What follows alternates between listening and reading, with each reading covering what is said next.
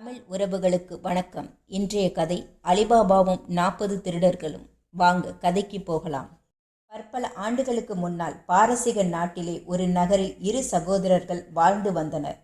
அவர்களுள் மூத்தவன் பெயர் காசிம், இளையவன் பெயர் அலிபாபா. அவர்களுடைய தந்தை வைத்துச் சென்ற சிறிதளவு சொத்தை அவர்கள் விரைவிலேயே செலவழித்து கரைத்து விட்டனர். ஆனால் காசிம் செல்வம் மிகுந்த ஒரு பெண்ணை மணந்து கொண்டதில் அவனுடைய மாமனார் சொத்துக்கள் அவனை வந்தடைந்தன. ஒரு பெரிய கடை, ஏராளமான பொருட்கள் நிறைந்த ஒரு கிடங்கு, பூமிக்குள்ளே புதைத்து வைத்திருந்த தங்கம் முதலியவை அவனுக்கு உரிமையாயின. அவன் ஒரு கணவான் என்று ஊரெல்லாம் பெயராயிற்று. ஆனால் அலிபாபா தன்னை போன்ற ஏழையான ஒரு பெண்ணை மணந்து கொண்டதால் அவன் ஒரு குடிசையிலேயே வாழ்ந்து வந்தான். ஒவ்வொரு நாளும் அவன் காட்டிற்கு சென்று விறகு வெட்டி அதை விற்று வாழ்க்கை நடத்தி வந்தான். அவனிடம் 3 கழுதைகள் இருந்தன. அவைகளின் மீது விறகு கட்டைகளை ஏற்றிக்கொண்டு வருவது அவன் வழக்கம். ஒரு நாள் அவன் வனத்தில் காய்ந்த கொப்புகளை வெட்டி கழுதைகளின் மேல் ஏற்றி வீட்டுக்கு திரும்பும் சமயத்தில் அவனுக்கு வலப்புறம் சிறிது தூரத்தில் புழுதி படலத்தை அவன் கண்டான். குதிரைகளின் மீது எவர்களோ வந்து கொண்டிருந்தனர். அவர்கள் திருடர்களாய் இருந்தால் தன்னை வெட்டி போட்டுவிட்டு தன் கழுதைகளை பற்றி கொண்டு போய்விடுவார்கள் என்று அவன் அஞ்சினான். எனவே அவன் அங்கிருந்து ஓடத் தொடங்கினான். கழுதைகளை ஒரு ஒற்றையடி பாதையில் விரட்டி விட்டுவிட்டு அவன் ஒரு பெரிய மரத்தின் கிளையில் ஏறி மறைந்து கொண்டான். அந்த மரத்திற்கு எதிரில் உயரமான பாறை ஒன்று இருந்தது. மரத்தில் இருந்து கொண்டே அலிபாபா கீழே என்ன நடந்தாலும் பார்த்து தெரிந்து கொள்ள வசதியாகவும் அது இருந்தது. குதிரைகளில் வந்தவர்கள் வல்லமை மிக்க வாலிபர்கள். அவர்கள் கொள்ளைக்காரர்கள் என்பதை பார்த்தவுடனேயே அலிபாபா தெரிந்து கொண்டான். எங்கோ சாலையில் சென்று கொண்டிருந்த வணிகர்களிடமிருந்து கொள்ளையடித்து கைப்பற்றிய பணத்தையும் பொருள்களையும் வனத்திலே ஒரு குகையில் மறைத்து வைப்பதற்காக அவர்கள் அங்கு வந்திருக்கிறார்கள். எல்லோரும் தங்கள் குதிரைகளை அலிபாபா அமர்ந்திருந்த மரத்தின் அடியில் நிறுத்திவிட்டு தங்கள் கொண்டு வந்திருந்த கோணி பைகளை தூக்கி கொண்டு கீழே இறங்கி நடந்து சென்றார்கள். பைகளில் ஏராளமான பொன்னும் வெள்ளியும் இருந்ததை அலிபாபா ஓரளவு கவனித்து கொண்டான். அவர்கள் மொத்தம் 40 பேர் இருந்தார்கள் என்பதை அவன் எண்ணி பார்த்தான். அவர்களின் தலைவனான காணப்பெற்ற திருடன் மற்றவர்களுக்கு முன்னால் முள்ளிலும் புதரிலும் நடந்து சென்று எதிரே இருந்த நெடிய பாறையின் முன்பு நின்று கொண்டு ஓ ஷிம் ஷிம் திரை என்று கூறினான். உடனே பாறையில் பெரிய வாயில் ஒன்று தோன்றிற்று. அந்த வாயிலில் பொருந்தியிருந்த பாறை திருடர்கள் தலைவனின் சொற்களால் ஒரு கதவு போல் உட்புறமாக சென்று விட்டது. தலைவன் அந்த வாயிலடியில் நின்று கொண்டு மற்றவர்கள் எல்லோரும் உள்ளே சென்ற பிறகு தானும் உள்ளே சென்றான். உடனே பாறைகள் தானாகவே வாயிலை அடைத்து கொண்டன. திருடர்கள் வெகு நேரம் உள்ளே தங்கியிருந்தார்கள்.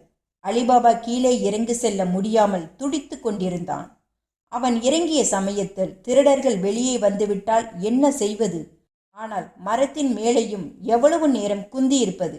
அவன் மெதுவாக கீழே இறங்கி ஒரு குதிரையின் மேல் ஏறிக்கொண்டு தன் கழுதைகளை ஓட்டிச் செல்லலாம் என்று எண்ணினான். அந்த நேரத்தில் குகையில் வாயில் திறந்தது. திருடர்கள் வெளியே வரத் தொடங்கினார்கள். தலைவன் முன்போலவே வாயிலில் நின்று கொண்டிருந்தான். எல்லோரும் வெளியேறிய பிறகு அவன் ஓ ஷிம் ஷிம் மூடிக்கொள் என்று சொன்னான். பாறை குகையின் வாயிலை மூடிக்கொண்டது. 40 திருடர்கள் அவர்களுடைய குதிரை மீது ஏறிக்கொண்டு தாங்கள் வந்த வழியிலேயே திரும்பி சென்று விட்டார்கள். உடனே அலிபாபா கீழே குதித்து விடாமல் சிறிது நேரம் மரத்தின் மீது மறைந்திருந்தான். ஏனெனில் எவனாவது ஒரு திருடன் திடீரென்று திரும்பி அந்த பக்கத்தை சுற்றி பார்க்க நேர்ந்தால் தன் உயிருக்கு ஆபத்து வரும் என்று எண்ணினான். திருடர்கள் நெடுந்தூரம் சென்ற பிறகு அவன் கீழே இறங்கினான். திருடர் தலைவன் சொல்லிய மந்திர சொற்களை தான் சொன்னால் பாறை விலகுமா என்று பார்க்க வேண்டும் என்ற ஆசை அவனுக்கு உண்டாயிற்று. ஆகவே அவன் ஓ ஷிம் ஷிம் திரை என்று உரக்க கூவினான். என்ன ஆச்சரியம்! பாறை விலகி பாதை திறந்து விட்டது. அவன் குகையினுள் புகுந்து விட்டான். குகையின் வாயிலில் மட்டும் ஓர் ஆள் உயரத்தில் இருந்த போதிலும் உள்ளே பெரிய பண்டகச்சாலை அமைந்திருப்பதை அவன் கண்டான்.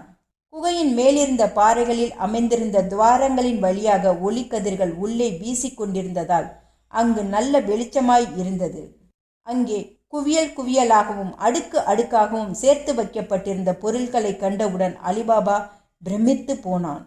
பற்பல வண்ணங்களில் பட்டு துகில்கள், பருத்தி ஆடைகள், விலை மதிப்புள்ள இரத்தின கம்பளங்கள் முதலியவை தரையிலிருந்து உச்சி வரை அடுக்கப்பெற்றிருந்தன. அவற்றுடன் எத்தனையோ கோப்பைகளில் பொற்காசுகளும் வெள்ளி நாணயங்களும் மின்னி கொண்டிருந்தன. அவைகளில் எல்லாம் கண்ட அலிபாபா பல தலைமுறைகளாக திருடர்கள் சேர்த்து வைத்திருந்த செல்வங்களாகவே அவை இருக்க வேண்டும் என்று எண்ணினான். ஏனெனில் ஒரே தலைமுறையில் அவ்வளவு பொருட்களை சேர்க்க முடியாது. அலிபாபா குகையில் உள்ளே நிற்கையில் வெளியே இருந்த பாறை தானாகவே வாயிலை அடைத்து கொண்டது. ஆனால் அவன் அதை பற்றி கவலைப்படவே இல்லை. வாயிலை திறப்பதற்கும் அடைப்பதற்கும் உரிய மந்திரத்தை அவன் நன்றாக நினைவில் வைத்திருந்தான். அவனுடைய எண்ணமும் பார்வையும் நாணயங்கள் மீதே பதிந்திருந்தன. அவன் மற்ற பொருட்களை நாடவில்லை. ஆகவே தன் கழுதைகள் இரண்டும் எத்தனை கோணி மூட்டைகளை சுமக்க முடியுமோ அத்தனை நாணய மூட்டைகளை அவன் குகையின் வாசலில் கொண்டு போய் வைத்துக்கொண்டு மந்திர மொழிகளை கூறினான். பாறை அகன்றதும் அவன் பொன் வெள்ளி நாணயங்களை நிறைய மூட்டைகளை கழுதை மேல் ஏற்றி அவை வெளியே தெரியாத முறையில் அவற்றின் மீது சில விறகுச் சுள்ளிகளை வைத்து கட்டினான். ஓ ஷிம் ஷிம் மூடிக்கொள் என்று அவன் கூறியதும் பாறை குகை மூடிக்கொண்டது. அவன் வழக்கம்போல் கழுதையை ஓட்டிக்கொண்டு வீட்டுக்கு போய் சேர்ந்தான். கழுதைகள் வீட்டு முற்றத்தினுள் சென்றதும் அவன் வெளிக்கதவை அடைத்துவிட்டு முதலில் மேலாக இருந்த சுள்ளிகளை இறக்கினான். பின்னர் நாணய மூட்டைகளை ஓரிடத்தில் அடுக்கி வைத்தான். அப்பொழுது அவன் மனைவி எல்லா மூட்டைகளும் தங்கமும் வெள்ளியுமாய் இருப்பதைக் கண்டு அவன் எங்கேயாவது கொள்ளையடித்து கொண்டு வந்திருப்பான் என்று கருதினாள். அதனால் அவள் வருத்தமடைந்து, நமக்கு இந்த ஈனமான தொழில் தகுமா என்று அவனை கண்டித்து பேசத் தொடங்கினாள். அப்பொழுது அலிபாபா, நான் கொள்ளைக்காரன் அல்ல, என் கதையை முழுவதும் கேட்டால் நீயே ஆச்சரியப்படுவாய் என்று சொல்லி வனத்திலே நேர்ந்த விஷயங்களை விவரமாக அவளுக்கு எடுத்து கூறினான். அத்துடன் பையில் இருந்த தங்க நாணயங்களை அவள் கண்முன்பு அவன் கீழே கொட்டி குவியலாக குவித்து வைத்தான். பொற்காசுகளின் ஒளி அவளுடைய கண்களை பறித்தன. அவன் கூறிய வரலாறு அவள் உள்ளத்திற்கு ஒப்பாக இருந்தது. அந்த நிலையில் அவள் நாணயங்களை கையில் எடுத்து எண்ணத் தொடங்கினாள். அதை கண்ட அலிபாபா அடுத்தாற்போல் இவைகளை யாருக்கும் புலப்படாமல் குழி தோண்டி மண்ணுக்குள் புதைத்து வைக்க வேண்டும். அதை பற்றி யோசனை செய்யாமல் எண்ணத் தொடங்கிவிட்டாயே, இவைகளை எண்ண முடியுமா என்று கேட்டான். அவன் மனைவி, எண்ண முடியாவிட்டாலும் எவ்வளவு நாணயம் இருக்கிறது என்பதற்கு ஒரு கணக்கு தெரிய வேண்டாமா? அதற்கு வழி செய்கிறேன் என்று சொல்லிவிட்டு எழுந்து வெளியே சென்றாள். அவள் நேராக மைத்துனன் காசிமின் வீட்டிற்கு சென்றாள். அங்கே அவன் இல்லாததால் அவன் மனைவியை கண்டு ஒரு தராசும் படிக்கற்களும் வேண்டும் என்று கேட்டாள். அந்த அம்பாள், தராசுகளில் பெரிது வேண்டுமா அல்லது சிறிது போதுமா என்று கேட்டாள். சிறிய தராசையும் கற்களையும் வாங்கி கொண்டே இளையவள் வெளியே சென்றாள். அந்த தராசில் பண்டங்களை வைக்கும் தட்டில் அவளுக்கு தெரியாமல் காசிமின் மனைவி கொஞ்சம் மெழுகை தடவி வைத்திருந்தாள். தராசில் நிற்கும் பொருளில் தட்டிலும் சிறிதளவு ஒட்டி கொண்டிருந்தால் அதை கொண்டு என்ன பொருள் நிற்கப்பட்டது என்று கண்டு கொள்ளலாம் என்று மூத்தவளின் நினைப்பு.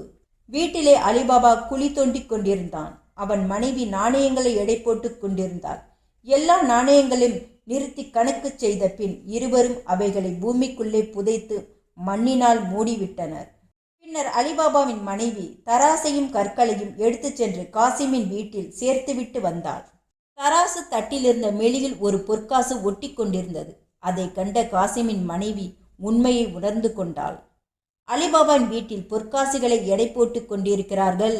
மகா ஏழையான அவனுக்கு தங்க நாணயங்கள் ஏது?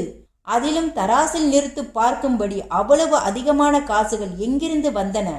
இத்தகைய கேள்விகள் அவளை கேட்டுக்கொண்டு பொறாமையால் உள்ளம் புழுங்கினாள். இரவிலே கணவன் காசிமின் வீட்டுக்கு வந்ததும் அவள் மனைவி ஏளனம் செய்து பேசத் தொடங்கினாள். நீங்கள் தான் பெரிய பணக்காரர் என்று எண்ணிக்கொண்டிருக்கிறீர்கள். உங்கள் தம்பி உங்களை விட அதிகம் செல்வங்களை பெற்றிருக்கிறார்.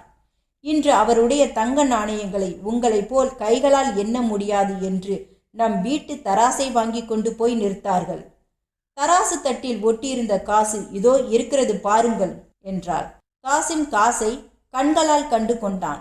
அதில் பழங்காலத்து மன்னர் ஒருவருடைய முத்திரையை இருந்தது. தன் தம்பி அத்தகைய காசுகளில் ஆயிரக்கணக்காக பெற்றுவிட்டானே என்ற பொறாமையினால் அவனுக்கு இரவு முழுவதும் தூக்கம் பிடிக்கவில்லை. பொழுது விடிந்தது. அவன் எழுந்து சென்று அலிபாபாவை கண்டான். என் தம்பி வெளிப்பார்வைக்கு நீ ஏழை போல தோன்றிய போதிலும் எடை போட்டு பார்க்க வேண்டிய அளவுக்கு உன்னிடம் பொற்காசுகள் குவிந்திருக்கின்றன என்று அவன் சொன்னான். அலிபாபா, அண்ணா, நீ சொல்வது ஒன்றும் புரியவில்லை, விளக்கமாய் பேசு என்றான்.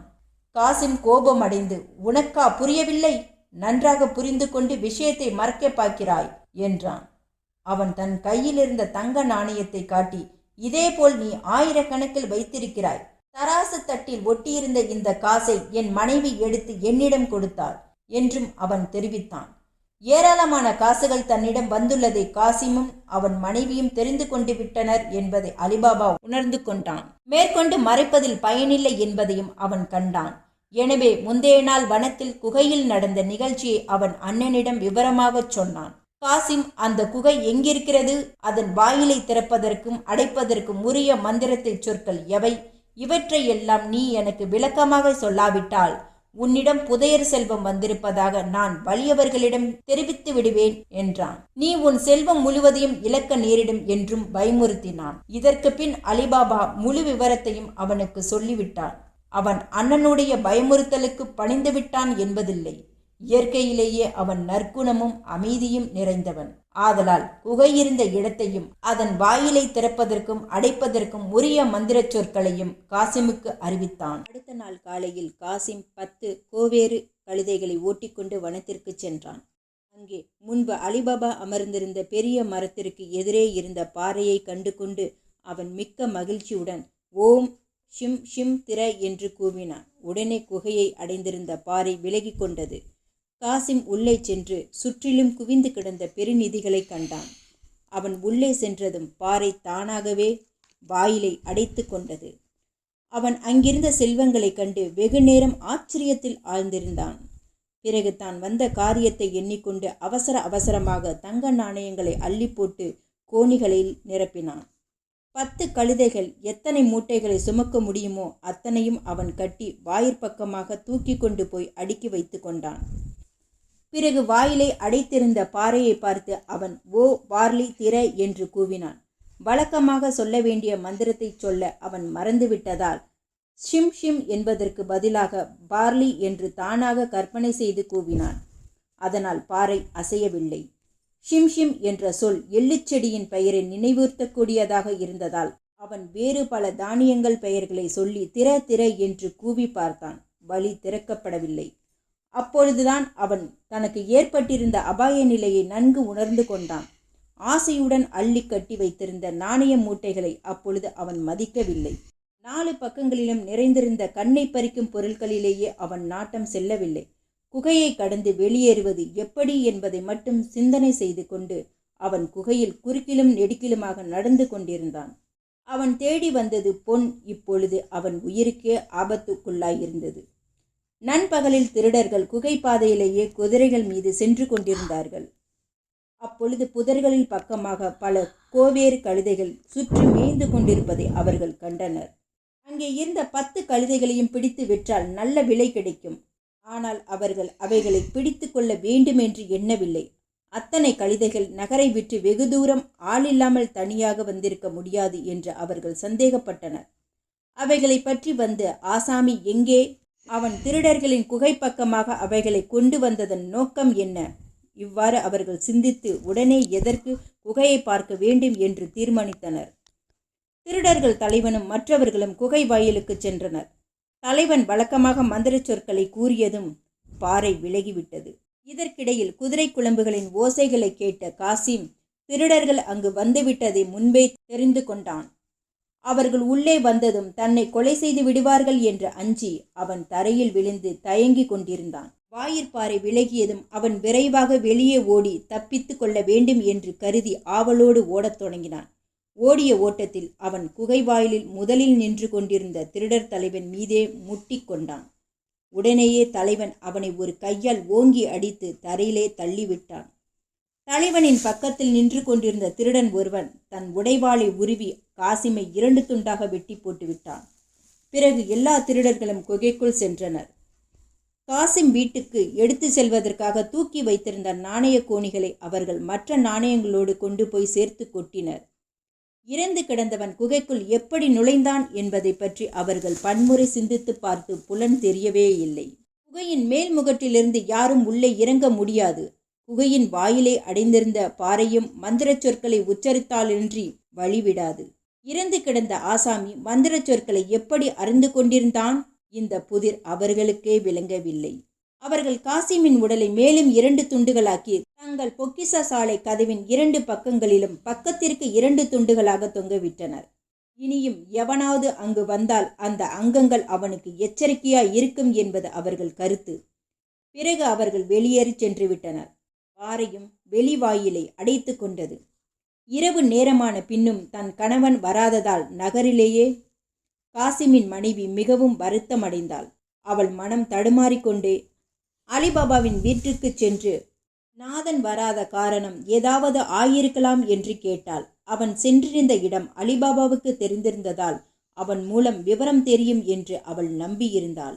அலிபாபா மனம் கலங்கித்தான் இருந்தான். காலையிலேயே சென்ற காசிம் இரவு வரை திரும்பி வராததால் அவனும் துயரமடைந்து உழைந்து கொண்டிருந்த போதிலும் அவளை பார்த்து ஆறுதல் சொன்னான். ஒருவேளை மற்றவர்களுக்கு தெரியாமல் வீட்டுக்கு வர வேண்டும் என்பதற்காக இருட்டிலே வரக்கூடும் என்றும், நேர்பாதையில் வராமல் நகரை சுற்றி கொண்டு வந்தால் நேரம் ஆகத்தான் செய்யும் என்றும் அவன் அபிப்பிராயப்பட்டான். அவனுடைய மனதி சற்று ஆறுதலடைந்து தன் வீட்டிற்கு திரும்பிச் சென்றாள். அன்று நள்ளிரவு வரை காசிம் வராததால் அவள் நடுக்கமடைந்தாள். உள்ளத்திலே கொந்தளித்து கொண்டிருந்த துக்கத்தை வெளிப்படுத்த உரக்க அழலாம் என்றால் அக்கம் பக்கத்தில் உள்ளவர்கள் இரகசியத்தை அறிந்து கொண்டு விடுவார்கள் என்று அஞ்சினாள். ஆகவே அவள் வாயை திறக்காமல் மௌனமாகவே அழுது கண்ணீர் பெருக்கினாள். பாவியாகிய என்னாலே எல்லாம் விளைந்து விட்டது. பொன்னை பற்றிய இரகசியத்தை நான் ஏன் அவரிடம் சொன்னேன்? மைத்துனனின் செல்வத்தை எண்ணி நான் ஏன் பொறாமை கொண்டேன்? என் பொறாமையை என் குடியை கெடுத்து விட்டதா என்று அவள் இரவு முழுவதும் தன்னைத்தானே பலவிதமாக அலட்டி கொண்டிருந்தாள். மறுநாள் பொழுது புலர்ந்தவுடனேயே அவள் மீண்டும் அலிபாபாவை நாடி ஓடிச் சென்றாள். உடனே அவன் அண்ணனை தேடிச் சென்று பார்க்க வேண்டும் என்று அவள் வேண்டிக் கொண்டாள்.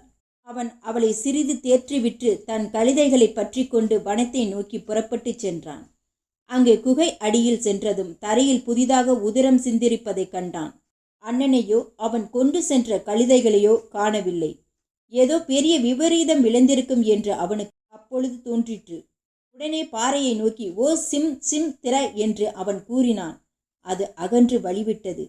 உள்ளே சென்றதும் கதவின் காசிமின் உடல் 4 பாகங்களாக தொங்குவதைக் கண்டு அவன் நடுக்கமடைந்தான். எனினும் தன் கடமையை விரைவில் நிறைவேற்ற வேண்டும் என்று கருதி அவன் அந்த அங்கங்களை எடுத்து 2 துணிகளில் கட்டி ஒரு கழுதையின் மேலே ஏற்றி வைத்தான். அந்த துணிகளுக்கு மேலே காய்ந்த விறகுகளை கட்டி வைத்து மூடினான். பிறகு குகையிலிருந்த தங்க நாணயங்களை கோணிகளில் கட்டி மற்ற 2 கழுதைகள் மேலே ஏற்றி அவற்றையும் விறகுகளால் மறைத்து பாறையை முன்போல் மூடிக்கொள்ளச் செய்துவிட்டு வனத்திலிருந்து வெளியே சென்றான். வீட்டுக்கு சென்றதும் அவன் நாணய மூட்டைகளை கீழே இறக்கி மனைவியிடம் ஒப்படைத்து அவைகளை மண்ணுக்குள் உடனே மறைத்து வைக்கச் சொன்னான். ஆனால் தன் அண்ணனுக்கு நேர்ந்த கதியை அவன் அவளிடம் சொல்லவில்லை. அங்கிருந்து ஒரு கழுதையை மட்டும் ஓட்டிக்கொண்டு அவன் அண்ணன் வீட்டுக்கு சென்று வாயிற்கதவை மெதுவாக தட்டினான். காசிம் வீட்டில் மார்கியானா என்ற அடிமை பெண் ஒருத்தி வேலை பார்த்து வந்தாள். அவள் மிகுந்த புத்தி கூர்மை உள்ளவள்.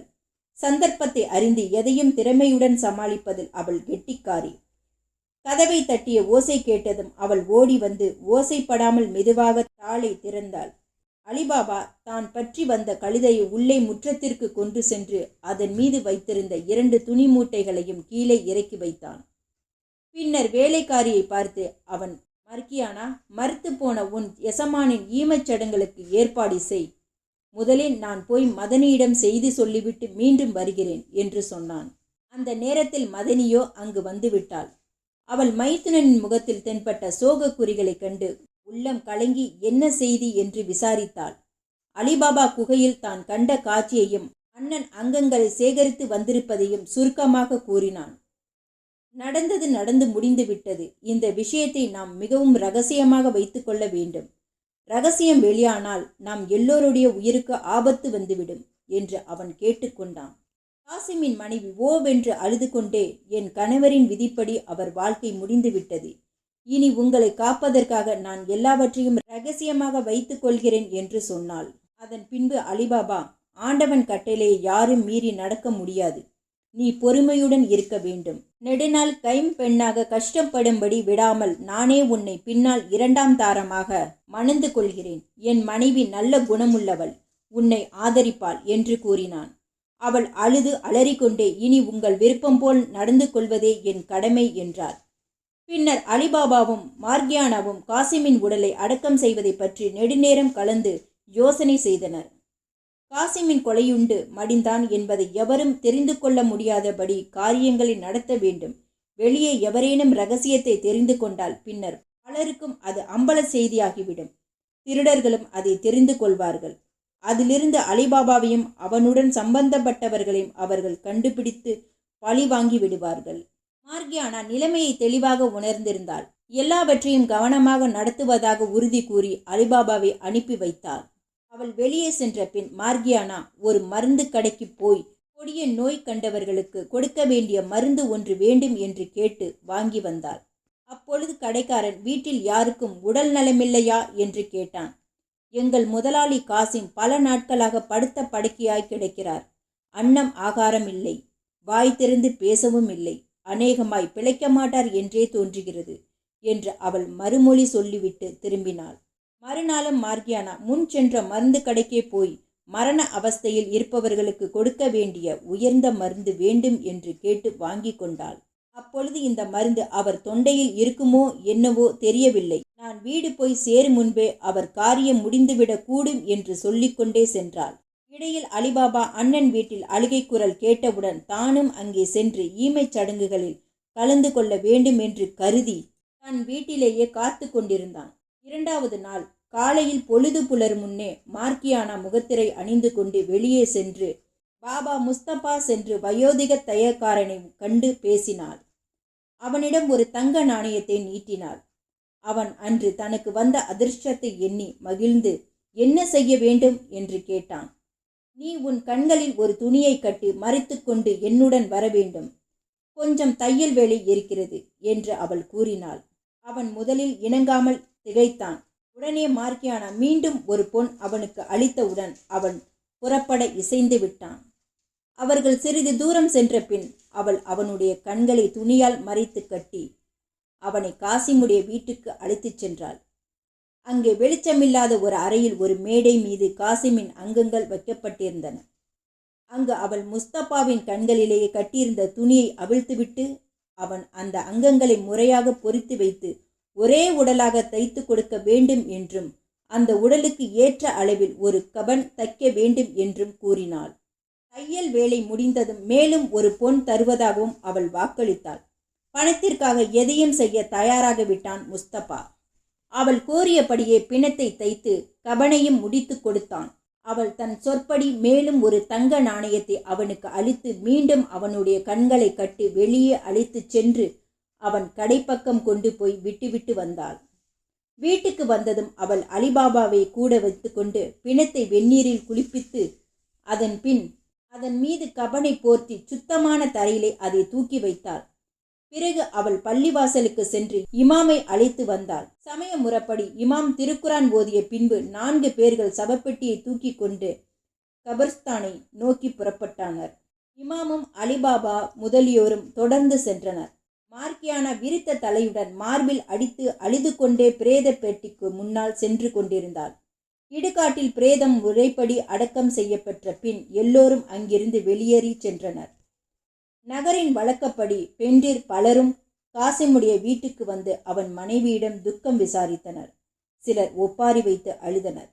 பலர் விதவிக்கு ஆறுதல் சொல்லி தேற்றினர். இவ்வாறு ஈமச்சடங்கு முறைப்படி நடந்தேறியது. ஆனால் காசிம் இறந்த விவரம் அவன் மனைவி, வேலைக்காரி, அலிபாபா ஆகிய 3 மட்டுமே தெரியும். மற்றவர் அனைவரும் அவன் இயற்கையாக நோயுற்று மாண்டதாகவே எண்ணிக்கொண்டனர். 40 நாட்கள் துக்கம் காத்த பின்பு அலிபாபா அண்ணனுடைய சொத்துக்களை தன் வீட்டிலேயே கொண்டு போய் சேர்த்துவிட்டு விதவையை தானே திருமணம் செய்து கொண்டான். அவளுடைய மூத்த மகன் ஒரு வியாபாரியிடம் தொழிலே பயிற்சி பெற்றிருந்தால் காசிமுடைய கடையை அவனே நடத்தும்படி ஏற்பாடு செய்து மேற்கொண்டு தேவையான பணத்தை தானே கொடுப்பதாகவும் அலிபாபா தெரிவித்தான். வனத்திலே திருடர்கள் தங்கள் வழக்கம் போல் ஒரு குகைக்குள்ளே சென்றிருக்கையில் அங்கே இவர்கள் மாட்டி வைத்திருந்த காசிமின் உடலை காணாமல் அதிர்ச்சி அடைந்தனர். ஒரு அங்கம், ஒரு எலும்பு கூட இல்லாமல் எல்லா அங்கங்களும் எப்படி மாயமாய் மறைந்தது என்று அவர்கள் கூடி யோசித்தனர். இறந்தவனுக்கு பாறையை திறக்கும் மந்திரம் தெரிந்திருந்தது. இல்லாவிட்டால் அவன் குகைக்குள் நுழைந்திருக்கவே முடியாது. இப்பொழுது அவனுடைய உடலை வேறு ஒருவன் எடுத்துக்கொண்டு போயிருக்கிறான். ஆகவே இறந்தவனை தவிர மற்றொருவனுக்கு இரகசிய மந்திரம் தெரிந்தது என்பதை அவர்கள் உணர்ந்து கொண்டனர். காசிமின் உடலை எடுத்துச் சென்றவன் ஏராளமான தங்க நாணயங்களையும் எடுத்துச் சென்றிருந்தான் என்பதையும் அவர்கள் கவனித்து கொண்டனர். திருடன் தலைவன் இத்தனைக்கும் காரணமானவனை உடனே கண்டுபிடித்து பழி வாங்காமல் விட்டிருந்தால் அவன் மேற்கொண்டு அடிக்கடி வந்து பொக்கிஷத்தை அள்ளிக்கொண்டு போய்விடுவான் என்றும் பல தலைமுறைகளாக சேர்த்து வைத்திருந்த தங்கள் செல்வம் முழுவதும் அதனால் கரைந்து போய்விடும் என்று எடுத்துக்காட்டி பேசினான். திருடர்களிலே ஒருவன் தான் நகரிலே சென்று ஒரு வணிகனைப் போல நடித்து தெரு தெருவாகவும் வீடு வீடாகவும் விசாரித்து தங்களுக்கு துரோகம் இழைத்தவனை கண்டுபிடிப்பதாகவும் கூறினான். நான் கண்டுபிடித்து வருகிறேன், தவறினால் என் உயிரை இழக்க தயாராக இருக்கிறேன் என்று அவன் வீரமுடன் பேசினான். தலைவனும் அதற்கு இசைந்தான். அத்திருடன் மாறுவேடம் பூன்று இரவு நேரத்தில் நகரத்திற்கு சென்றான். மறுநாள் காலையில் நன்றாக விடியும் முன்பே அவன் கடை தெருவை சுற்றி பார்த்து கொண்டிருந்தான். பெரும்பாலும் கடைகள் எல்லாம் அடைக்கப்பட்டிருந்தன. ஆனால் ஒரு தையற்கடை மட்டும் திறந்திருப்பதை அவன் கண்டு அவன் அதனுள் சென்று கவனித்தான். அது முஸ்தபாவின் கடை.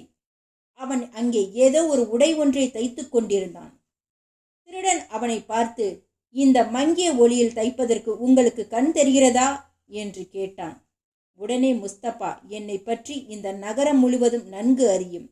நீ ஊருக்கு புதிது போலிருக்கிறதே, இல்லாவிட்டால் இப்படி கேட்க மாட்டீர். எனக்கு வயது அதிகமான போதிலும் கண் பார்வை மிகவும் கூர்மையாகவே உள்ளது. நேற்று கூட ஒரு இருட்டறையில் இருந்து கொண்டே நான் ஒரு பிணத்தை தைத்து கொடுத்தேன். என் கண் போகிற வழியில் எல்லாம் கையில் உள்ள ஊசியும் தவறாமல் செல்லும் என்று பெருமையுடன் பேசினான். அதை கேட்ட திருடன் அந்த ஆசாமியிடந்து மேலும் செய்திகளை அறிய முடியும் என்று கருதி, நீங்கள் விளையாட்டாக பேசுகிறீர்கள் என்றே எண்ணுகிறேன். பிணங்களுக்கு போர்த்தும் துணிகள் தைப்பதே உங்கள் தொழில் என்று சொல்கிறீர்களா? துணிக்கு பதிலாக ஏதோ பிணத்தை தைத்ததாக சொன்னீர்களே என்று கேட்டான். முஸ்தபா, அதை பற்றி உமக்கு சம்பந்தமில்லை. மேற்கொண்டு என்னிடம் கேள்விகள் கேட்க வேண்டாம் என்றான். அந்த நிமிடத்திலேயே திருடன் அவன் கையில் ஒரு தங்க நாணயத்தை எடுத்து வைத்தான். தங்கத்தால் ஆகாதது தரணியில் என்ன இருக்கிறது? மேஸ்திரியின் முகம் மலர்ந்தது. திருடன் துணிந்து பேசத் தொடங்கினான். மேஸ்திரியாரே, உங்களிடம் இருந்து ரகசியம் எதையும் அறிந்துவிட நான் விரும்பவில்லை. ஆனால் நீங்கள் எந்த வீட்டிற்கு சென்று தைத்தீர்கள் என்பதை மட்டும் தெரிந்து கொள்ள விரும்புகிறேன். அந்த வீடு எங்கே இருக்கிறது என்று சொன்னால் போதும், அல்லது நீங்களே வந்து காட்டினாலும் நலம். முஸ்தபா பணத்தை ஆவலோடு சட்டை பைக்குள் போட்டுக்கொண்டு பேசலானான். எனக்கு அந்த வீடு தெரியாது. அந்த வீட்டில் இருந்த அடிமை பெண் ஒருத்தி என்னை அழைத்துச் சென்றாள். இங்கிருந்து சிறிது தூரம் வரை நான் கண்களை திறந்து கொண்டே சென்றேன். ஆனால் அங்கே ஒரு இடத்தில் நிறுத்தி வைத்து அவள் என் கண்களை கட்டிவிட்டாள். அந்த இடத்தை இப்பொழுது நான் காட்ட முடியும். அதற்கு பின்னால் அவள் என் கையை பிடித்து அழைத்து சென்றாள். குறித்த வீடு வந்ததும் என்னை உள்ளே அழைத்து போய் ஒரு இருட்டறையில் 4 துண்டுகளாக கிடந்த ஒரு பிரேதத்தை ஒன்றாக சேர்த்து தைக்கும்படி சொன்னாள். நான் அப்படியே செய்தேன். அத்துடன் சவத்தை போர்த்தும் கபனும் தைத்து கொடுத்தேன். அதன் பின் அவள் மறுபடியும் கண்களை கட்டி முதலில் நின்ற இடம் வரை அப்படியே அழைத்து வந்து பிறகுதான் கண்களில் கட்டியிருந்த துணியை அவிழ்த்து விட்டாள். திருடன், சரிதான், முதலில் உங்களுடைய கண்களை கட்டிய இடத்திற்கு போவோம். அங்கே நானும் உங்களுடைய கண்களை துணியால் கட்டி உங்களை மெதுவாக அழைத்து போகிறேன். முன்னால் நடந்து சென்றதை நினைவில் வைத்துக்கொண்டு குறித்த வீடு வந்துவிட்டதா உங்களுக்கு தோன்றும் இடத்தில் நடையை நிறுத்திவிடுங்கள் என்று சொல்லி 2வது தங்க நாணயம் ஒன்றை அவன் கையிலேயே வைத்தான். உடனே முஸ்தபா அவனுடன் கடையை விட்டு வெளியே சென்று தன் கண்கள் கட்டப்பெற்ற இடத்தை கட்டினான். அங்கிருந்து திருடன் அவனுடைய கண்களை துணியால் மறைத்து அழைத்துச் சென்றான். தன் கண்கள் கட்டப்பெற்ற இடத்தை காட்டினான். அங்கிருந்து திருடன் அவனுடைய கண்களை துணியால் மறைத்து அழைத்துச் சென்றான். முஸ்தபா அடிகளை எண்ணிக்கொண்டு நிதானமாக நடந்து சென்றான். திடீரென்று ஒரு வீட்டின் முன்பு அவன் நின்று விட்டான். இதுவரைதான் நான் அவளுடன் வந்தேன் என்று அவன் திருடனிடம் கூறினான். அந்த வீடு காசுமுடைய வீடு. அங்கேதான் இப்பொழுது அவனுடைய தம்பி அலிபாபா வசித்து வந்தான். அந்த வீட்டின் கதவில் திருடன் சுண்ணாம்பினால் அடையாளங்கள் செய்துவிட்டு முஸ்தபாவின் கண்களை திறந்து வைத்து, இது யார் வீடு தெரியுமா என்று கேட்டான். அதற்கு முஸ்தபா தனக்கு அந்த பகுதியில் அதிக பழக்கமில்லை என்று சொன்னான். மேற்கொண்டு அவனிடமிருந்து தெரிந்து கொள்ள வேண்டிய செய்தி எதுவும் இல்லாததால் திருடன் அவனை தையற்கடையிலேயே கொண்டு விட்டு அவனுக்கு பல தடவைகள் நன்றி கூறிவிட்டு சென்றான். காட்டிலே உள்ள தோழர்களுக்கு தான் அதுவரை அறிந்த செய்திகளை சொல்வதற்காக அவன் போய்விட்டான். அவன் சென்ற சிறிது நேரத்திற்கு பின் மார்க்கியானா வீட்டு வாயிற்பக்கம் வந்து நிற்கையில் கதவின் வெளிப்பாகத்தில் சுண்ணாம்பினால் புதியதாக அடையாளங்கள் செய்யப்பட்டிருப்பதை கவனித்தார். எவரோ பகைவர் பின்னால் அடையாளம் தெரிந்து கொண்டு வருவதற்காக சுண்ணாம்பினால் அப்படி குறிகள் போட்டிருக்க வேண்டும் என்று அவள் யூகித்து கொண்டாள். உடனே அவளும் சுண்ணாம்பு கட்டிகளை எடுத்து வைத்துக்கொண்டு அக்கம்பக்கத்தில் இருந்த எல்லா வீடுகளின் கதவுகளிலும் அதே மாதிரியான குறிகளை போட்டுவிட்டாள். நகரை சுற்றி பார்த்துவிட்டு சென்ற திருடன் தலைவனிடம் மற்றவர்களிடம் தான் தெரிந்து கொண்ட செய்தியை அறிவித்தான். அவன் அடையாளம் செய்திருந்த வீட்டுக்கு எல்லோரும் இரவிலே செல்ல வேண்டும் என்று முடிவு செய்யப்பெற்றது. இரவிலே திருடர்கள் கூட்டம் கூட்டமாக பிரிந்து சென்று நகருக்குள்ளே சந்தித்து கொண்டனர். புலன் விசாரித்த திருடனுடைய கையை பிடித்து கொண்டு தலைவன் முன்னால் நடந்து சென்றான். மற்றவர்களும் தொடர்ந்து சென்றனர். திருடன் ஒரு வீட்டுக் கதவில் சுண்ணாம்பு குறிகளை கண்டதும் அங்கே நின்று இதுதான் அந்த வீடு என்று தலைவனிடம் கூறினான். தலைவன் பக்கத்தில் இருந்த வேறு சில வீடுகளில் கதவுகளை உற்றி கவனித்தான். அவைகளிலும் ஒரே மாதிரியான சுண்ணாம்பு குறிகள் காணப்பெற்றதால் அவன் திகைப்படைந்து தோழனிடம் அதை தெரிவித்தான். தான் முன்பு போட்டிருந்த குறிகளே பல வீடுகளில் இருந்ததால் அவன்தான் பார்த்த வீட்டை அடையாளம் தெரிந்து கொள்ள முடியவில்லை.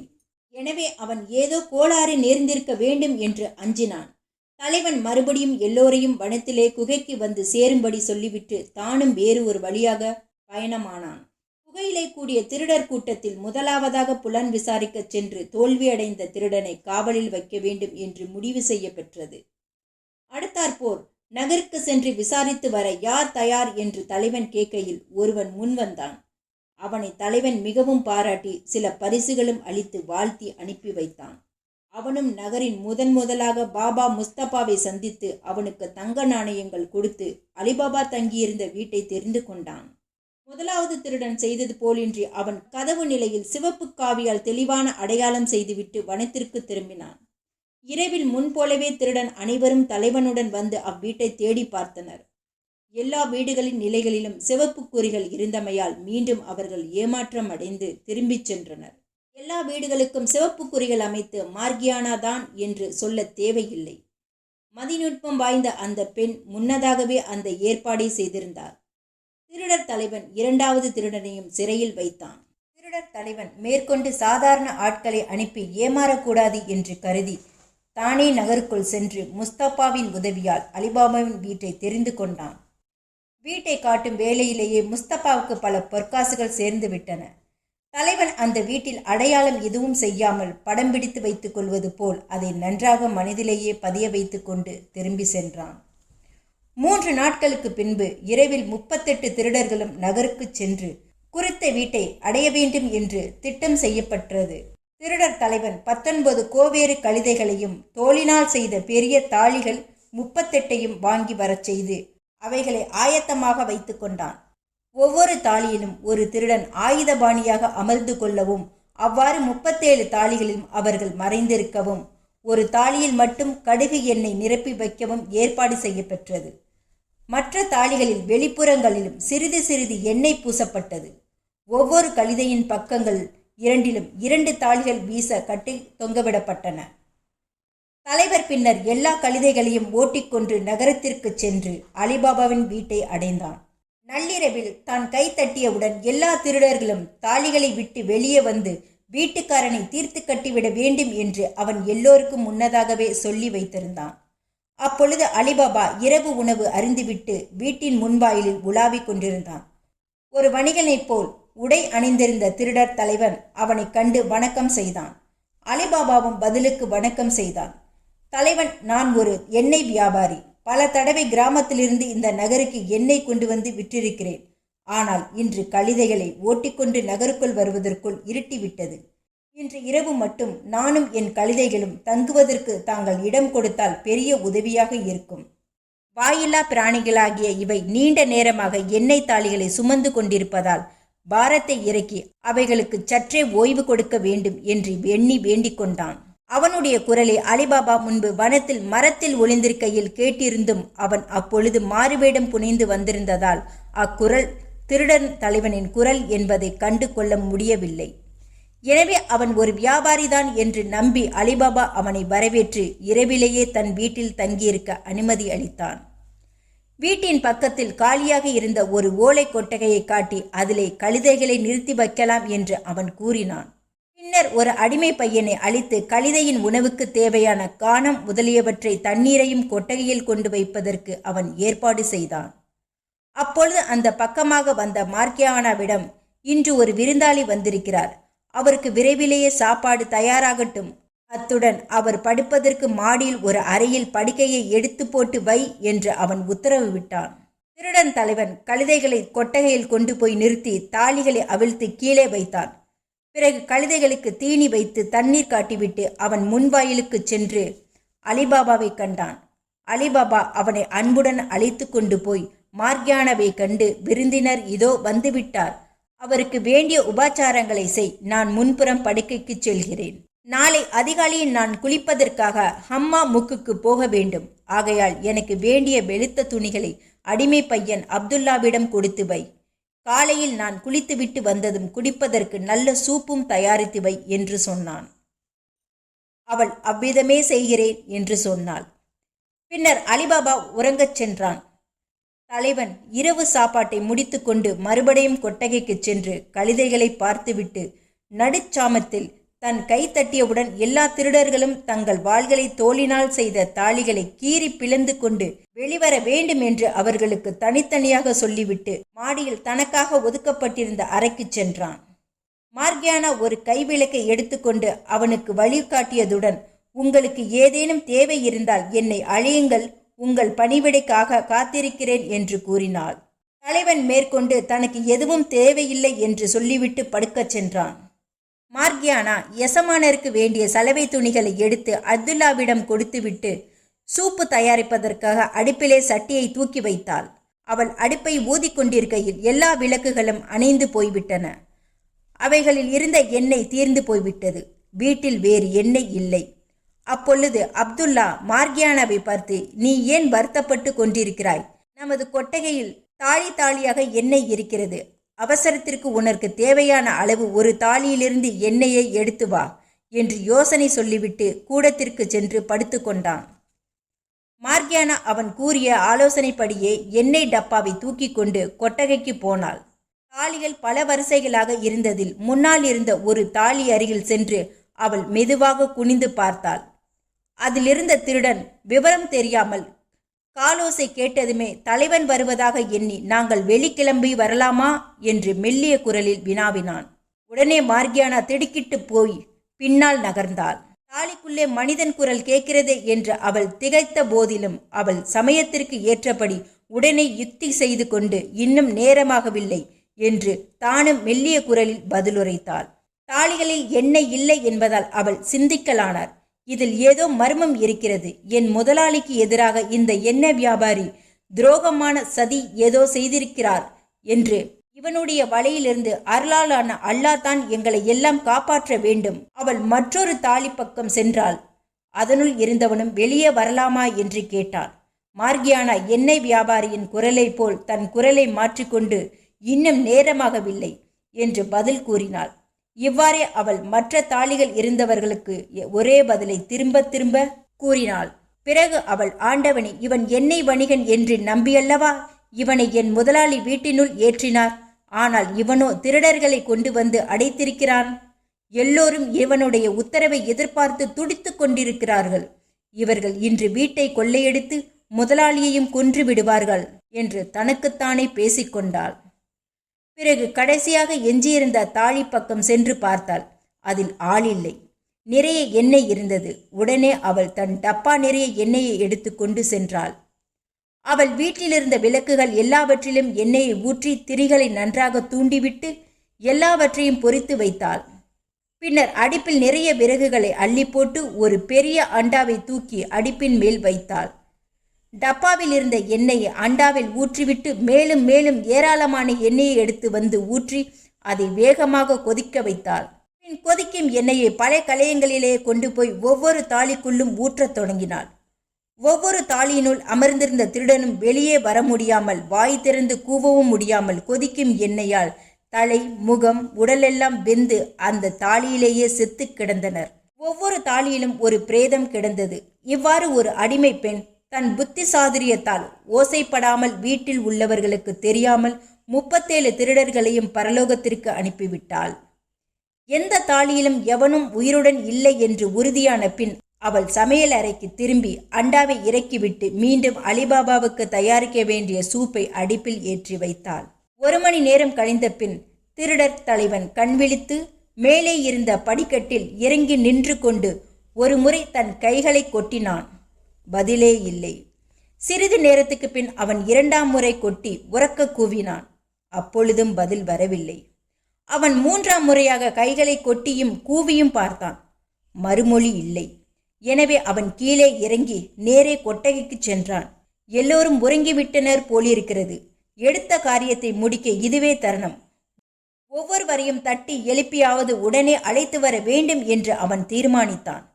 முன்னணியில் இருந்த தாலி அருகில் அவன் சென்றதும் காய்ந்த எண்ணெயின் வாடையும் வெந்த சதையின் வாடையும் அவன் முகத்தில் கலந்து வீசின. அவன் தாலியை தொட்டு பார்த்தான். அது கொதிப்பாக இருந்தது. பிறகு அவன் ஒவ்வொரு தாலியாக சென்று தொற்று பார்த்தான். எல்லாம் கொதிப்படைந்தே இருந்தன. எண்ணெய் தாலி மட்டும் சூடில்லாமல் இருந்தது. உடனே அவன் தன் தோழர்கள் அனைவருக்கும் நேர்ந்த கதியை உணர்ந்து கொண்டான். மேற்கொண்டு தானும் அங்கே தங்கியிருந்தால் ஆபத்து நேரும் என்று கருதி அவன் அங்கிருந்து சுவரின் மீது ஏறி அடுத்த தோட்டம் ஒன்றிலே குதித்து அங்கிருந்து வெளியே தப்பி ஓடிவிட்டான். எண்ணெய் வியாபாரி மாடியிலிருந்து இறங்கி கொட்டகைக்கு சென்ற வரை மார்கியானா கவனித்து கொண்டுதான் இருந்தாள். ஆனால் அங்கே அவன் சென்றவன் நெடுநேரமாக திரும்பி வரவே இல்லை.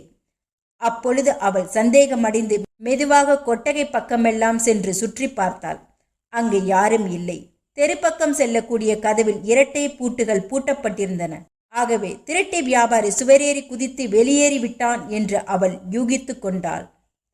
அன்று தான் பார்க்க வேண்டிய வேலைகளை வெற்றிகரமாக நிறைவேற்றியதில் அவள் மகிழ்ச்சி அடைந்தாள். இனியாவது சிறிது நேரம் ஓய்வெடுக்கலாம் என்று எண்ணி அவள் வீட்டிலே ஒரு பக்கத்திலே தலையை கீழே சாய்த்தாள். பொழுது விடிவதற்கு 2 மணி நேரத்திற்கு முன்பே அலிபாபா துயிலெழுந்து அப்துல்லாவை அழைத்து கொண்டு அம்மா முக்குக்கு சென்றான். அவன் குளித்துவிட்டு திரும்புவதற்குள் சூரியன் அடிவானத்திற்கு மேலே எழுந்து விட்டான். அவன் வீட்டினில் நுழைந்ததும் கொட்டகையில் தாளிகள் வைத்த இடங்களில் அப்படியே இருந்ததைக் கண்டு, என்ன இந்த வியாபாரி இவைகளை இன்னும் சந்தைக்கு எடுத்து போகவில்லையா என்று மார்க்கியாவினிடம் கேட்டான். அவள் உடனே, உங்களுக்கு ஆண்டவன் 100 வயதுக்கு மேல் அளித்து அருள் புரிய வேண்டும் என்று. அந்த வியாபாரி பற்றி நான் உங்களிடம் தனியாக சொல்கிறேன், வாருங்கள் என்று சொல்லி அழைத்துச் சென்றாள். முதலில் வாயிற்கதவை தாளிட்டாள். பிறகு கொட்டகை பக்கம் சென்று ஒரு தாலியை அவனுக்கு காட்டி, இதில் எண்ணெய் இருக்கிறதா, வேறு ஏதேனும் இருக்கிறதா என்று பாருங்கள் என்றாள். அவன் அவ்விதமே குனிந்து தாலிகைக்குள் பார்த்தான். உடனே அவன் கூக்குரலிட்டு கொண்டே பின்னால் நகர்ந்து துள்ளி பாய்ந்தான். அவனுக்கு ஏற்பட்ட அச்சத்தில் அவன் வெளியிலேயே ஓடி போயிருப்பான். ஆனால் மார்கியானா அவனை தடுத்து, தாலிக்குள்ளே இருப்பவன் உங்களுக்கு தீங்கு செய்யக்கூடிய நிலைமையில் இல்லை, அவன் செத்து மரக்கட்டை போல் விரைத்து கிடக்கிறான் என்றாள். அலிபாபா, அவ்வளவு பெரிய ஆபத்திலிருந்து நாம் தப்பியிருக்கிறோம், இவையெல்லாம் எப்படி நிகழ்ந்தன என்று தெரியவில்லையே என்று கூறினான். மார்கியானா, அல்லாவுக்கே எல்லா புகழும் உரியது. எல்லா விவரத்தையும் நான் உங்களுக்கு பிறகு சொல்லுகிறேன். அக்கம் பக்கத்தில் உள்ளவர்களுக்கு காதில் கேட்காதபடி நான் மெதுவாக பேச வேண்டும். இனி நாம் எச்சரிக்கையாக இருக்க வேண்டும். தவறினால் பெரிய ஆபத்து வந்துவிடும். இப்பொழுது எல்லா தாளிகளையும் ஒரு முறை நீங்கள் பாருங்கள் என்று சொன்னாள். அவன் அவ்வாறே பார்த்ததில் ஒவ்வொன்றிலும் ஆயுதங்களுடன் கூடிய ஒரு பிணம் இருப்பதை கண்டான். அவனால் ஆச்சரியத்தை அடக்கிக் கொள்ள முடியவில்லை. ஆனால் அந்த வியாபாரி எங்கே என்று அவன் கேட்டான். அவனை பற்றியும் உங்களுக்கு சொல்கிறேன். வியாபாரியா அவன்? உங்களை அழிக்க வந்த கொலைகாரன் அவன். இனிய சொற்களால் உங்களை ஏமாற்றிவிட்டான் அந்த பாதகன். அவன் கதையை அப்புறம் சொல்கிறேன். குளித்துவிட்டு பசியோடு இருக்கிறீர்கள். முதலில் கொஞ்சம் சூப்பை குடியுங்கள், மற்ற விஷயங்கள் பின்னால் கவனிப்போம் என்றாள் மார்கியானா. அலிபாபா அவளுடன் வீட்டுக்குள்ளே சென்று சூப்பை பருகி முடிந்ததும் அவள் முந்தைய இரவில் நடந்ததையெல்லாம் விவரமாக அவனுக்கு எடுத்துச் சொன்னாள். அதற்கு பின் அவள் மேலும் கூறியதாவது, சென்ற சில நாட்களாகவே எனக்கு இப்படி ஏதோ நடக்கப் போகிறது என்ற சந்தேகம் இருந்து வந்தது. அதை உங்களிடம் சொன்னால் மெல்ல மெல்ல விஷயம் அண்டை அயலாருக்கு தெரிந்துவிடுமே என்று அஞ்சி நான் மௌனமாய் இருந்தேன். இதுதான் விஷயம். ஒரு நாள் நம் வீட்டுக் கதவில் சுண்ணாம்பு கட்டியால் யாரோ ஒரு வெள்ளை அடையாளம் செய்திருந்தனர். புதிதாக அதை பார்த்தவுடன் நான் வியப்படைந்தேன். உடனே ஒரு யோசனை செய்து வேறு பல வீடுகளிலும் அதேபோல் வெள்ளை அடையாளம் செய்துவிட்டேன். பிறகு மற்றொரு நாள் நம்முடைய கதவில் மட்டும் சிவப்பு குறி ஒன்றை கண்டேன். வேண்டுமென்று எவரோ இப்படி குறியிடுவதால் எந்த நேரத்திலும் உங்களுக்கு அபாயம் நேரும் என்று எண்ணி நான் அதை சிவப்பு குறியை மற்ற வீடுகளில் தீட்டி வைத்தேன். இப்பொழுது நடந்ததை சேர்த்து கவனித்தால் வனத்தில் உள்ள திருடர்களே நம் வீட்டில் குறியிட்டார்கள் என்பது தெளிவாகின்றது. முதலில் இருவர் வீட்டை பார்த்துவிட்டு மறுபடியும் இதே வீட்டுக்கு வருவதற்காக இருமுறை அடையாளம் செய்திருந்தனர். 40 திருடர்களில் மாண்டு போன 37 பேர்களை தவிர மற்ற இருவரும் என்ன ஆனார்கள் என்பது தெரியவில்லை.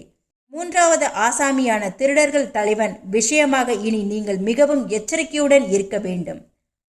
அவன் இந்த தடவை சுவரேறி குதித்து தப்பித்து போய்விட்டான். இனி அவன் உங்களை வஞ்சம் தீர்க்க வேண்டுமென்று கருவிக்கொண்டே இருப்பான். ஒரு முறை அவனிடம் நீங்கள் சிக்கினால் அப்புறம் உயிருடன் மீள முடியாது. இங்கே எனக்கு தெரிந்த அளவுக்கு நான் உங்களை கவனித்துக் கொள்வேன். உங்களுடைய அடிமையாகிய நான் தங்களுக்காக எதையும் செய்ய தயாராக இருக்கிறேன். இந்த வார்த்தையை கேட்டு அலிபாபா மிகவும் மகிழ்ச்சி அடைந்தான்.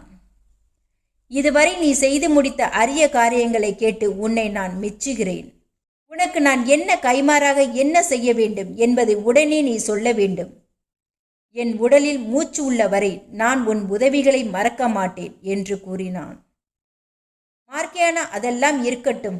முதலில் நாம் இந்த பிணங்களை மண்ணுக்குள் புதைக்க வேண்டும். இல்லாவிட்டால் மற்றவர்களுக்கு விவரம் வெளியாகிவிடும் அல்லவா என்றாள். அலிபாபாவும் அடிமை பையன் அப்துல்லாவும் கொள்ளை தோட்டத்தில் ஒரு பெருங்குழியை வெட்டினார்கள். அதிலே திருடர்களுடைய உடம்பெல்லாம் தள்ளி மீண்டும் குழியின் மீது மண் கொட்டி நிரப்பினார்கள்.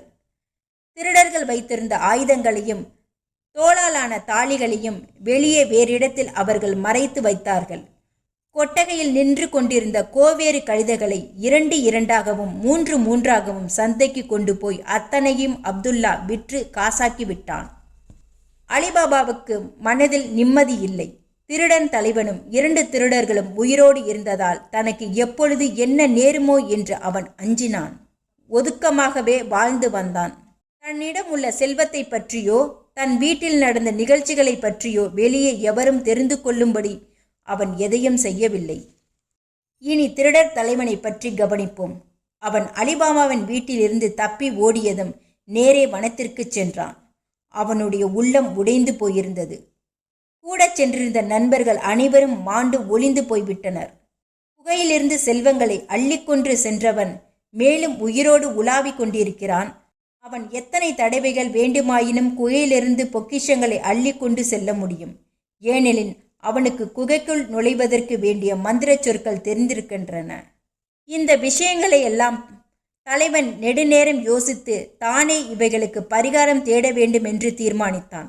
முதலில் அலிபாபாவை தொலைக்க வேண்டும். பிறகு புதிதாக வேறு துணையாட்களை சேர்த்து கொண்டு முன்போல் வழிப்பறி, கொள்ளை முதலியவற்றை நடத்தி வர வேண்டும் என்று அவன் எண்ணமிட்டு கொண்டே அன்று இரவு பொழுதை காட்டிலேயே கழித்தான்.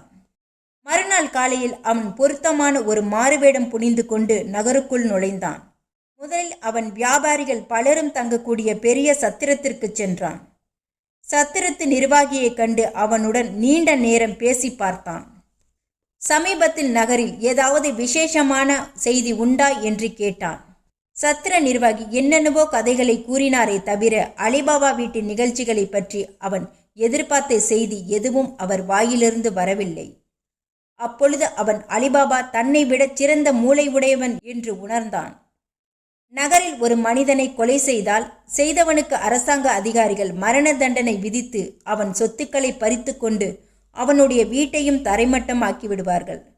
ஆனால் அலிபாபா ஒரே சமயத்தில் பல உயிர்களை பழிவாங்கியவுடன் தான் செய்த 37 கொலைகளையும் மூடி மறைத்து விட்டானே என்று தலைவன் வியப்படைந்தான்.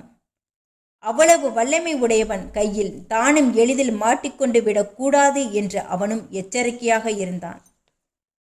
அவன் கடை தெருவிலே ஒரு பெரிய கடையை வாடகைக்கு எடுத்து புகையிலே இருந்த உயர்ந்த ரகமான ஜவுளிகள் முதலிய பொருட்களை அங்கே கொண்டு வைத்து வியாபாரம் செய்து வந்தான். வியாபாரத்தில் அவனுக்கு பலருடைய பழக்கம் ஏற்பட்டது. தன்னுடன் பழகிய வியாபாரிகளை அவன் மிகுந்த அன்புடனும் மரியாதையுடனும் நடத்தி வந்தான். அந்த வியாபாரிகளில் ஒருவன் அவன் கடைக்கு எதிர்ப்பக்கம் கடை வைத்திருந்தான். அவன்தான் அலிபாபாவின் சகோதரனான காசிமின் மைந்தன். அவனிடத்தில் திருடன் தலைவனுக்கு அலாதியான அன்பு இருந்து வந்தது. அவனுக்கு தலைவன் அடிக்கடி விருந்துகளும் நடத்தினான். அவனும் தலைவனுக்கு தானும் விருந்தளிக்க விரும்பினான். அவனுடைய வீடு சிறியதாகவும் வசதியில்லாமலும் இருந்ததால் அவன் தன் சித்தப்பாவான அலிபாபாவிடம் தன் வீட்டிலே விருந்து தயாரிப்பதாயும் வெள்ளிக்கிழமையன்று மாலை அந்த புதிய வணிக நண்பனை அழைத்து வரும்படியும் கூறினான். விருந்து என்று முன்னதாகவே அறிவிக்காமல் நண்பனுடன் உலாவி செல்லும் பொழுது அவனை அங்கே அழைத்து வரும்படி அவன் ஆலோசனை சொன்னான். திருடர் தலைவன் வாஜா ஹசன் என்ற பெயர் வைத்து கொண்டிருந்தான். காசிமின் மகன் யார் என்பது முதலில் பல நாள் அவனுக்கு தெரியாமல் இருந்தது. பின்னர் ஒரு நாள் அலிபாபா தன் அண்ணன் மகனை பார்க்க வந்திருந்தான். அப்பொழுது ஹசன் அவனை யாரென்று தெரிந்து கொண்டு பின்னால் காசிமின் மகனிடம் அவன் யார் என்று வினவினான். அந்த பையன் விவரம் தெரியாமல் அவர் என் தந்தையின் உடன் பிறந்தவர் என்று சொல்லிவிட்டான். அதிலிருந்து தான் போலி வியாபாரியான ஹசன் அவனுடன் அதிகமாக பழகி வந்தான். வெள்ளிக்கிழமையன்று கடையெடுப்பு ஆதலால் காசிமின் குமாரன் தன் நண்பன் வாஜா ஹசனை அழைத்து கொண்டு மாலை நேரத்தில் வெளியே உலாவச் சென்றிருந்தான்.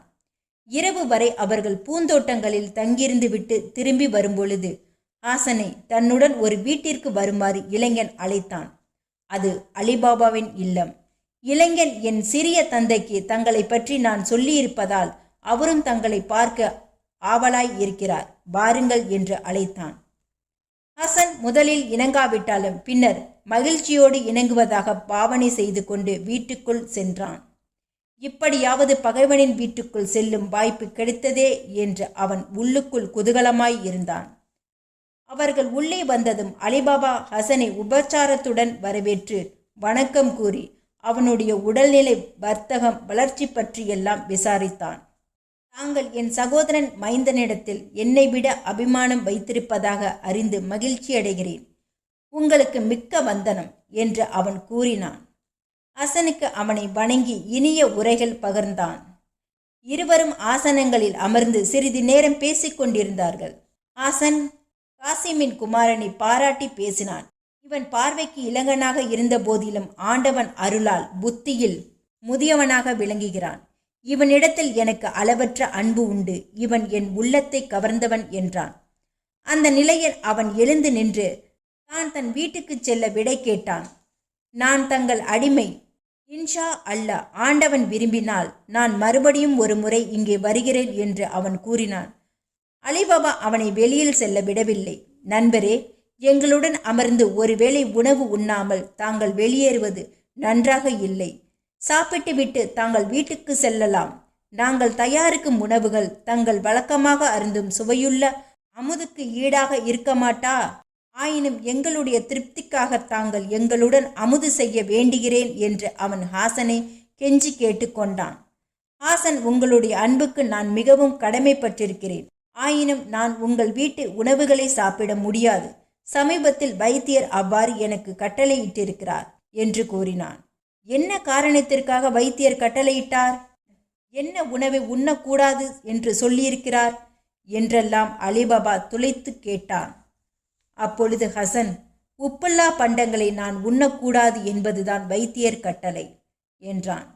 உடனே அலிபாபா, இவ்வளவுதானா? இன்னும் சமையல் முடியவில்லை. நான் உள்ளே போய் உப்பில்லாமல் பதார்த்தங்களை தயாரிக்க சொல்லி விடுகிறேன் என்று சொல்லி உள்ளே ஓடிச் சென்றான். அங்கு மார்கியானாவிடம் இறைச்சி முதலிய எதிலும் உப்பு போடாமல் சமைக்கும்படி சொன்னான். அதை கேட்டு அவள் உப்பில்லாமல் உண்ணக்கூடிய விருந்தாளி யார் வந்திருக்கிறார் என்று கேட்டான். யாராயிருந்தால் உனக்கென்ன? உப்பு வேண்டாம் என்றால் என் கட்டளைப்படி நீ செய் என்று அவன் உத்தரவிட்டதும் அவளும் அப்படியே ஆகட்டும் என்று சொல்லிவிட்டாள். அலிபாபா முன்வாயிலுக்கு போய் விருந்தாளியுடன் பேசிக்கொண்டிருந்தான். மார்கியானாவுக்கு உப்பில்லாமல் உண்ணும் அந்த விசித்திரமான விருந்தாளியை பார்க்க வேண்டும் என்ற ஆவல். அவள் விரைவாக சமையல் வேலைகளை முடித்து கொண்டு அடிமை அப்துல்லாவின் உதவியால் மேசைகளின் மீது தட்டுகளையும் உணவுகளையும் எடுத்து வைத்துவிட்டு முட்புறம் சென்றாள். அங்கே ஹாசனை கண்டதும் அவன் யார் என்பதை அவள் உடனே தெரிந்து கொண்டாள். பழைய சைத்தானே புது உடைகளில் வந்திருக்கிறான் என்பதை அவள் உணர்ந்தாள். அவனுடைய உடைக்குள் ஒரு வாள் மறைத்து வைக்கப்பட்டிருப்பதையும் அவள் கவனித்தாள். ஓஹோ, இதற்காகத்தான் இந்த துரோகி உப்பு வேண்டாம் என்று சொல்லியிருக்கிறான். உப்பிட்டவரை கொல்லக்கூடாது என்று சாஸ்திரப்படி நடக்கிறான் போலிருக்கிறது. என் முதலாளியை கொல்லவே இவன் வந்திருக்கிறான். ஆனால் அதற்கு முன் இந்த நீசனையே பரலோகத்திற்கு அனுப்பிவிடுகிறேன் என்று அவள் தனக்குள்ளே எண்ணிக்கொண்டாள். அலிபாபாவும் ஹசனும் உணவையருந்திய பிறகு அப்துல்லா மார்கியானாவை அழைத்து வந்தான். அவன் மேசைகளை துடைத்து புதிதாக வந்த பழங்களையும் உலர்த்தி வைத்திருந்த கனி வகைகளையும் எடுத்து வைத்தாள். பின்னர் திராட்சைகளை பிழிந்து தயாரிக்க பெற்றிருந்த உயர்ந்த மதுவையும் கிண்ணங்களையும் எடுத்து வைத்துவிட்டு அவள் அப்துல்லாவை அழைத்து கொண்டு வேறு ஒரு அறைக்குள்ளே சென்றாள். அவர்கள் உணவருந்த போயிருப்பதாக ஹசன் எண்ணிக்கொண்டான். அப்பொழுது அவன் தன் காரியம் நிறைவேறும் தருணம் நெருங்கிவிட்டதை உணர்ந்தான். என் வஞ்சகத்தை தீர்த்து கொள்ள இதுவே சமயம். ஒரே வெட்டில் இந்த பயலை வீழ்த்தி விடுவேன். இவன் அண்ணன் மகன், என்னை தடுக்க முடியாது. அவன் தலையிட்டால் அவனையும் வாளுக்கு இரையாக்க வேண்டியதுதான். ஆனால் இந்த வேலைக்காரியும் பையனும் உணவுண்டு சமையலறையில் போய் படுக்கும் வரை நான் பொறுத்திருக்க வேண்டும். பிறகு ஒரு நொடியில் வேலையை முடித்துவிட்டு தோட்டத்தின் வழியே வெளியே ஓடிவிடலாம் என்று அவன் தனக்குள்ளே சிந்தித்து கொண்டிருந்தான். அடுத்த அறையில் இருந்த மார்கியானா கதவின் இடுக்கு வழியாக அவனை கவனித்து கொண்டே தன் உடைகளை மாற்றி கொண்டிருந்தாள். நடனத்துக்குரிய சல்லடம், சரிகை தாவணி, மஸ்லின் முகத்திரை, காற்சலங்கைகள், பட்டு தலைப்பாகை முதலியவற்றை அவள் வேகமாக அணிந்து கொண்டாள். அவற்றுடன் இருப்பில் பளபளப்பான தங்கை சரிகையிலே செய்த அரைக்கச்சை கட்டி அதில் ஒரு பிச்சு வாளையும் சொருகி கொண்டாள். அப்துல்லாவை பார்த்து அவள், விருந்தினருக்காக நாம் நடனமாட வேண்டும். உன் கஞ்சிராவை எடுத்துக்கொள் என்றாள். சிறுவன் கஞ்சிராவை குலுக்கிக் கொண்டு முன்னே சென்றான். மார்கியானா ஜல் ஜல் என்று காற்சலங்கைகள் ஒலிக்க ஒய்யாரமாக அவனை தொடர்ந்து சென்றாள். இருவரும் விருந்தினர் அறைக்குள் புகுந்து தலைவணங்கிவிட்டு ஒதுங்கி நின்றனர். அவர்களை கண்டதும் அலிபாபா மகிழ்ச்சி அடைந்து, சரிதான், விருந்தில் நடனமும் அவசியம்தான், நடக்கட்டும் என்றான். ख्वाजा ஹசன், பிரபுவே, அறுசுவை உண்டிக்கு பின் ஆனந்த நடனம் அளிக்கிறீர்கள் என்று மெச்சினான். உடனே அப்துல்லா கஞ்சிராவை தட்டி முழங்கத் தொடங்கினான். அவனுடைய தாளங்களுக்கு ஏற்ப கட்டழகி மார்கியானா தோகை மயில் போல் துள்ளி குதித்து ஆடினார். அவளுடைய ஆட்டமும் வளைவுகளும் குலைகளும் கண்களை கவர்வனவாய் இருந்தன. சிறிது நேரத்திலேயே அவள் நடனக்கலையில் தனக்கிருந்த பயிற்சியை தெளிவாக காட்டிவிட்டாள். பின்னர் தாளம் மாறியவுடன் அவள் இடையிலிருந்த பிச்சுவாளை உருவி வலக்கையிலே வைத்து கொண்டு புதிய நடனம் ஒன்றை ஆடி காட்டினாள். வலக்கையிலே அந்த கூரிய ஆயுதம் பலபலவென்று ஜொலித்து கொண்டிருந்தது. அதை ஏந்திய வண்ணம் அவள் வலப்புறமும் இடப்புறமும் சாய்ந்து நிமிர்ந்து ஓடி அங்கே வீற்றிருந்தவர்கள் அருகிலே சென்று சில அபிநயங்களை காட்டினாள். நேரம் செல்ல செல்ல ஆட்டத்தின் வேகம் அதிகரித்தது. அவள் பம்பரம் போல் சுழன்றாள். அலிபாபாவும் ஹசனும் வைத்த கண்ணை வாங்காமல் அவளையே பிரமிப்புடன் பார்த்து கொண்டிருந்தனர். அவள் உடலை குலுங்கி ஆடிக்கொண்டே அப்துல்லாவிடம் இருந்த கஞ்சிராவை வாங்கி இடக்கையில் வைத்து கொண்டு பிச்சுவாளையும் முனையை அதற்கு நேரே பிடித்து காட்டினாள். பிறகு பிச்சுவாளை தன் மார்புக்கு நேரே பிடித்தாள். உடனே அலிபாபாவிடம் சென்று சில நிமிடங்கள் ஆடினாள். அதேபோல் ஹசனிடமும் நின்று ஆடினாள். அவளுடைய கண்களும் கால்களும் கைகளுமே பேசத் தொடங்கியவை போல் இருந்தன. இவ்வாறு சிறிது நேரம் ஆடிய பின் அவள் நடனத்தை நிறுத்தி கொண்டு உடலை வளைத்து அலிபாபாவிடம் கஞ்சிராவை நீட்டினாள். அவன் உடனே ஒரு தங்க காசை அதிலே வைத்தான். அடுத்தாற்போல் ஹாசமின் மகனும் ஒரு காசை எடுத்து அதிலே போட்டான். பிறகு மார்கியானா கஞ்சிராவை ஹசன் பக்கமாக நீட்டினாள். அவன் இடுப்பில் இருந்த பணப்பையை எடுப்பதற்காக தலையை குனிந்து கொண்டு தன் அரைக்கச்சையை 2 கைகளாலும் தடவி பார்த்தான். அந்த நேரத்தில் மார்கியானா அவளுக்கே உரித்தான உறுதியுடன் வலக்கையில் பிடித்திருந்த பிச்சுவாளை ஓங்கி அவன் நெஞ்சிலே குத்தி இறக்கிவிட்டாள். அந்த கணத்திலேயே அவன் தரையிலேயே சுருண்டு விழுந்து மாண்டு போனான். அடி பாதகி, என்ன வேலை செய்து விட்டாய்? இம்மையிலும் மறுமையிலும் எனக்கு நீங்காத பழியை உண்டாக்கி விட்டாயே என்று அலிபாபா அலறி துடித்தான். உங்களை காப்பாற்றவே இவனை வீழ்த்தினேன். இவனுடைய அங்கியை தூக்கி பார்த்தால் பழியும் பாவமும் புலனாகும் என்றாள் மார்கியானா. அலிபாபா அவனுடைய உடைகளை சோதனை செய்தான். அவைகளில் உள்ளே நீண்ட வாள் மறைந்திருந்தது. அப்பொழுது மார்கியானா கூறியதாவது, இந்த ஐயாவை உங்களுக்கு தெரியவில்லையா? இந்த வஞ்சகன்தான் உங்களுடைய பகைவன். நன்றாக இவனை உற்று பாருங்கள். இவனே எண்ணெய் வியாபாரி. இவனே திருடர்களின் தலைவன். உங்கள் உயிரை பழிவாங்க வந்தவன் இவன். அதற்காக உங்கள் உப்பை உண்ண மறுத்தான். நீங்கள் உணவில் உப்பை போட வேண்டாம் என்று சொன்னவுடனேயே இவன் உங்கள் உயிருக்கு உலை வைக்க வந்தவன் என்பதை நான் உணர்ந்து கொண்டேன். நான் நினைத்ததே சரி என்பது ஆண்டவன் அருளால் வெளியாகிவிட்டது. உடனே அலிபாபா அவளுக்கு பலமுறை நன்றி கூறி 2 தடவைகள் என் உயிரை நீ காப்பாற்றி விட்டாய். உனக்கு நான் என்ன கைமாறு செய்ய முடியும்? இன்று முதல் நீ என் அடிமை பெண் அல்ல. இப்பொழுதே உனக்கு சுதந்திரம் அளிக்கிறேன் என்று சொல்லி அன்போடு அவள் கையை பிடித்து கொண்டு, உனக்கு என் மகனை பரிசாக அளிக்கிறேன். உன் விசுவாசத்திற்கும் நன்றியாக அவன் உன்னை திருமணம் செய்து கொள்ள வேண்டும் என்றான். பிறகு அவன் தன் சகோதர மகனை பார்த்து பேசிலானான். நீ நான் சொல்வது போல் நடக்க வேண்டும். இந்த மார்கியானாவை திருமணம் செய்து கொள். கடமைக்கும் உண்மையான அன்புக்கும் இவள் எடுத்துக்காட்டாக விளங்குபவள். இவள் மாதர்குல விளக்கு.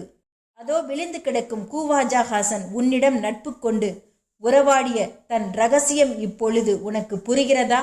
உன் உயிரை பழிவாங்கவே அவன் உன்னை பற்றி கொண்டிருந்தான். ஆனால் இந்த பெண்ணுடைய மதிநுட்பமும் சமயோதய புத்தியும் நம்மை காப்பாற்றி விட்டன. இளைஞன் தந்தை சொல்லை தலைமேல் தாங்கிய உடனே தாங்கள் விருப்பப்படி மார்கானாவை மணந்து கொள்கிறேன் என்றான். பிறகு அம்மூவரும் சேர்ந்து மிகவும் கவனமாக அங்கிருந்த பிணத்தை தூக்கி தோட்டத்திற்குள் எடுத்துச் சென்று அங்கே அதை புதைத்து விட்டனர். அன்று முதல் பின்னால் பல ஆண்டுகள் கழிந்தும் அந்த விஷயம் வெளியே யாருக்கும் தெரியாமல் மறைந்து போய்விட்டது. சில நாட்களுக்கு பின் காசிமின் மகனுக்கு மார்கியானாவுக்கும் கோலாகலமாக திருமணம் நடந்தேறியது. அலிபாபா காசிமின் மகனை அண்ணன் மகன்தானே என்று வேற்றுமை பாராட்டாமல் அவனுக்காக பெரும் நிதியை செலவழித்து விருந்துகள், நடன கச்சேரிகள் முதலியவற்றை முறைப்படி நடத்தி வைத்தான். விருந்தினர் பலருக்கும் மார்கியானாவின் வீரமும் தீரமும் உறுதியும் மதிநுட்பமும் தெரிந்திராத போதிலும் உத்தமனான அந்த பெண்ணுக்கு அலிபாபா சுதந்திரம் அளித்து தன் குடும்பத்திலேயே அவள் தங்கியிருக்கும்படியும் செய்ததை அவர்கள் மிகவும் பாராட்டி புகழ்ந்தனர். அது முதல் அலிபாபாவுக்கு மேலும் மேலும் தொழிலில் வெற்றி கிடைத்து வந்தது. அவன் தொட்டவை எல்லாம் பொன்னாக விளைந்தன. அதிர்ஷ்ட புன்னகையோடு அவனும் ஓடிக்கொண்டே இருந்ததும் அவன் மேற்கொண்ட வனத்திற்கு செல்லவோ திருடர்களின் பொக்கிஷ குகையை பார்க்கவோ மனமில்லாமல் நெடுங்காலம் அஞ்சு கொண்டிருந்தான். ஏனெனில் 40 திருடர்களில் இன்னும் 2 கதி என்ன ஆயிற்று என்பதை அவன் தெரிந்து கொள்ள முடியவில்லை. அந்த 2 தன்னை பழிவாங்க கூடும் என்று அவன் கருதி இருந்தான். ஆனால் நாட்கள் செல்ல செல்ல அவன் ஒரு முறையாவது போய் குகையை பார்த்து வரவேண்டும் என்று விரும்பினான். அவன் தன் குதிரையில் ஏறிக்கொண்டு குகைக்கு சென்று முன்போலவே ஓம் ஷிம் ஷிம் திற என்று சொன்னான். உடனே வாயிற்பாறை நகர்ந்து விட்டது.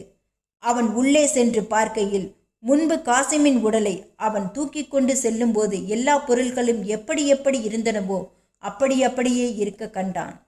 ஆகவே இனிமேல் தனக்கு திருடர்களின் பயமே இல்லை என்று அவன் உணர்ந்தான்.